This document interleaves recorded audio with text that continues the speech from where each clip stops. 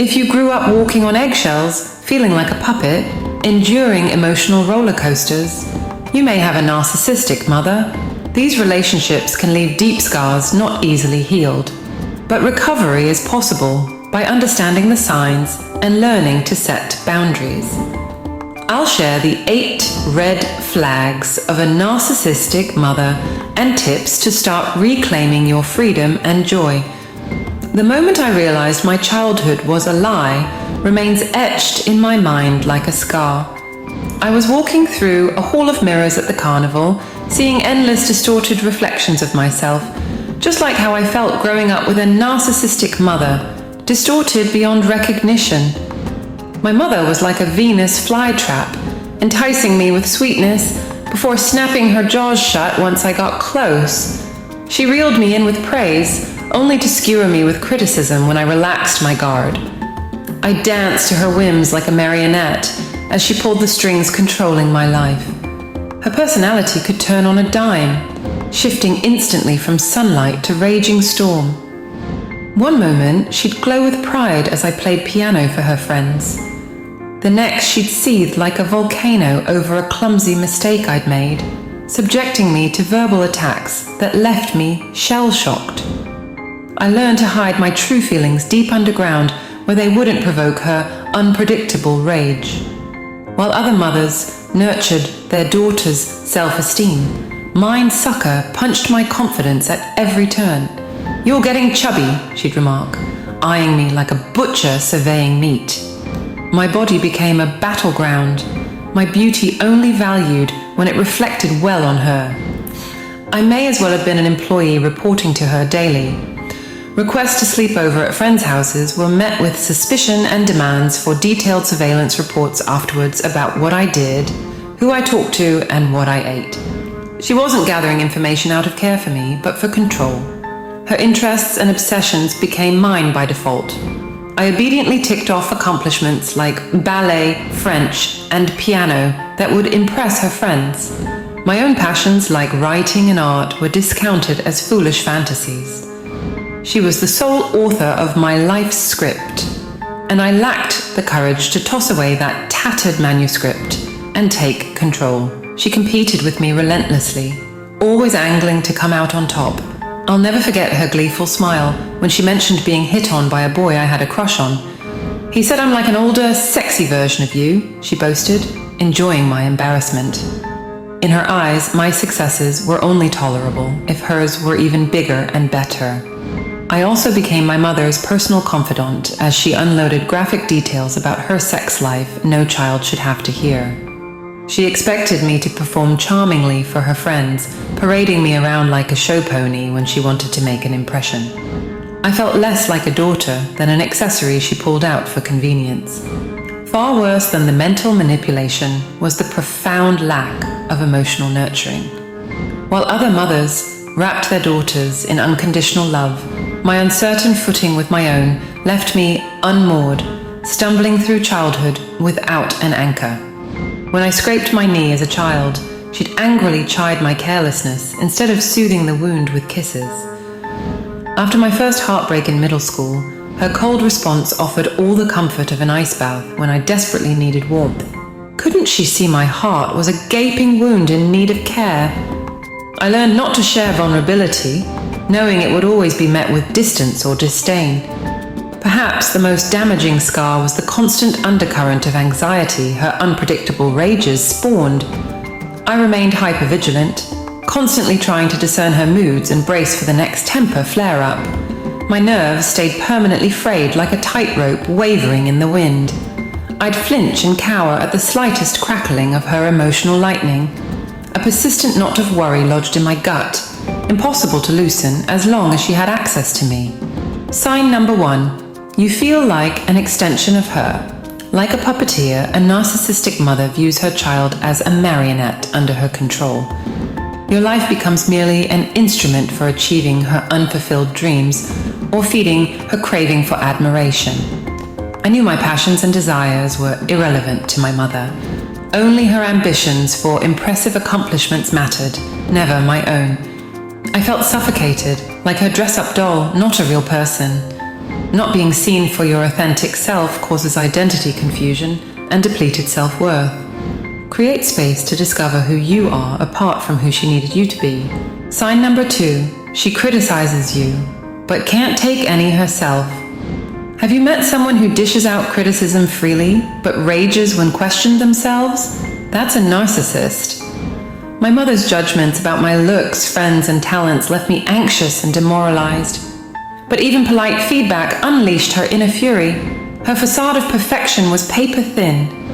When you realize her criticism reflects her issues, not your worth, it loses power to crush your spirit. You don't need her validation. Sign number 3, she disrespects your privacy. Imagine your most embarrassing secret shared with the world. Your first bra, your first crush. My mother told her friends things no preteen once revealed. She trampled my privacy if it gained her attention, set information boundaries, giving her limited access to personal details. You deserve respect. Sign number 4, she holds parenting duties over your head. Normal parents find joy in caring for their kids. But my mother tallied every childcare task as if I owed her an endless debt. She'd say, after all I sacrificed for you, you owe me obedience. But children don't ask to be born. Loving parents nurture by choice, not obligation. Don't accept guilt for needing care growing up. Her choices as a mother were hers, not yours. Sign number 5, she doesn't respect your boundaries. Imagine requesting basic respect, please don't comment on my weight, and having it totally dismissed. This boundary violation was routine with my mother.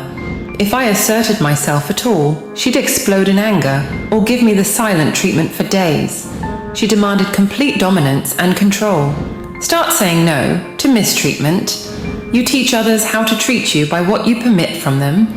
If I ever tried confronting my mother about something hurtful she'd done, she adamantly denied it ever happened.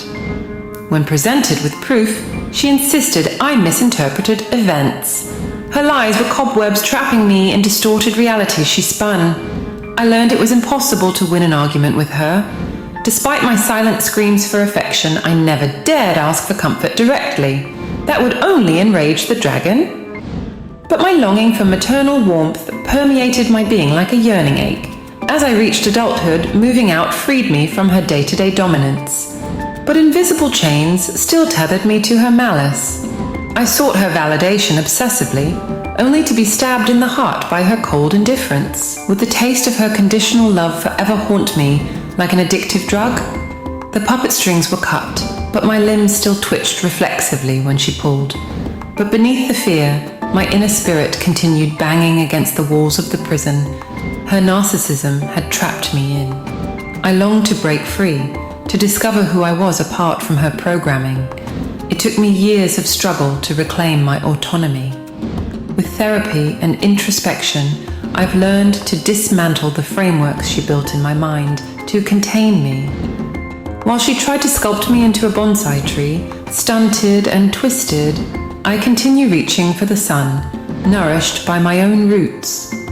My mother will likely cling to her narcissistic ways until the day she dies. But I have broken the cycle.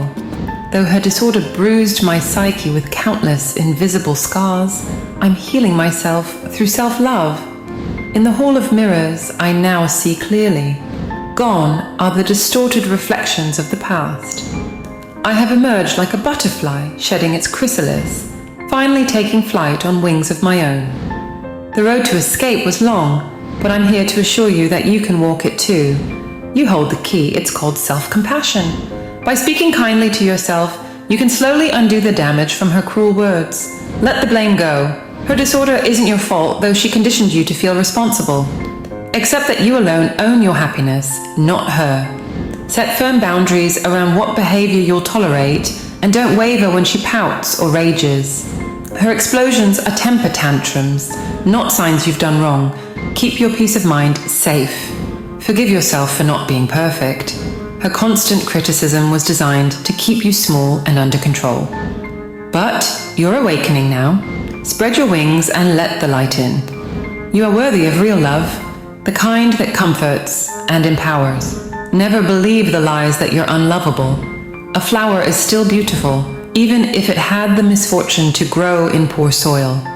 You've endured so much, but freedom awaits. With each act of courage, each choice guided by your true self, you grow stronger. Soon you'll stand tall, rooted firmly in who you are. Your life has just begun. Sign number 6, she gaslights. A few experiences destabilize your reality, like being persistently told your memories are wrong. This insidious manipulation is called gaslighting. When I confronted my mother about hurtful things she'd done, she'd deny it ever happened. If proven wrong, she'd insist I misinterpreted events. Her lies distorted my reality. Trust your inner voice. Document facts to combat false narratives. Gaslighting aims to control you, don't give in. Sign number 7, she competes with you healthy mothers, delight in their children's accomplishments. But my narcissistic mother saw my successes as threats if they surpassed her own. She'd point out my flaws that marred her perfect reflection. She needed to dominate in all areas. Your worth isn't defined by random comparisons. Let your light outshine unfair criticism. Sign number 8. She plays the victim. A narcissistic mother always casts herself as the innocent victim of your thoughtlessness or ingratitude. Though I tiptoed around her moods, she still accused me of selfishness for wanting basic care from her. Everything revolved around her needs. Know this woe is me act aims to hide her abuses while keeping you trapped in guilt. Don't buy into the drama. Move on. If you see your mother in these examples, please know healing is possible. Prioritize self-love, set boundaries, get support. You have so much life ahead to live joyfully and freely. For those still trapped in narcissistic homes, repeat this mantra daily. I accept myself, I trust myself, I honor my feelings. Let its power unlock your inner truths. To my fellow survivors, take pride in every small step. Each smile returned to your eyes, each dream reclaimed as your own, proves you cannot be crushed. You are the child your inner light has been waiting for. Tend it well. I see your resilience. I hear your voice, though long silenced, and I believe your healing will be the making of you. You've awakened. Now comes the joyful reckoning of all you will become. But while individual healing is essential, deeper cultural change is also needed to prevent narcissistic abuse. We must shift away from glorifying narcissistic traits like domination, aggression, and extreme self-interest. The narcissistic mindset creates profound suffering. It destroys relationships and traumatizes countless innocent lives. It leads to exploiting others and the planet itself for personal gain, with no concern for the greater good. We can do better. In sharing my story today, I don't seek revenge or accountability from my estranged mother. Her disorder stems from its own traumas, though she refuses healing. I offer her grace and distance, but I cannot stay silent, for silence has teeth. It bites our spirits, warning us to shrink from truth-telling in case it draws narcissistic rage. No more. Let the truth spill forth to nourish those needing its light. You, who hunger for freedom, belly cramped from eating lies, feast here. In breaking my silence today, I honor the child who thought herself defective for the deficiencies of others. Her goodness was untouched by their darkness, her light just waiting to be claimed.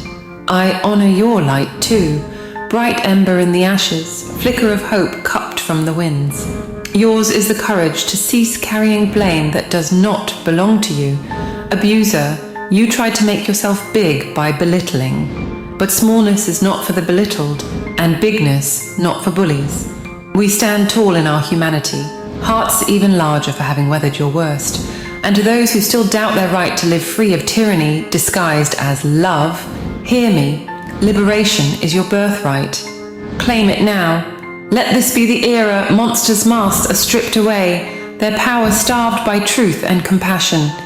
We all have a role to play in this awakening by taking a courageous stand wherever we have influence. Together, we can create communities of accountability that disable narcissism and nourish human dignity. True prosperity comes not from exploiting and excluding, but welcoming all voices, sharing power, ensuring every child is nurtured. In this, we see our full potential realized. I believe in the family yet to be, whose bonding comes from placing humanity above self, community above control. Its members will be called healed and whole. My friends, no more scraps of love held back or dangled conditionally. The feast awaits, and you're invited. Blessings on your journey from surviving to thriving. Join us in spreading awareness about narcissistic abuse. If you have any specific questions or topics you'd like us to cover, feel free to share them in the comments or email us.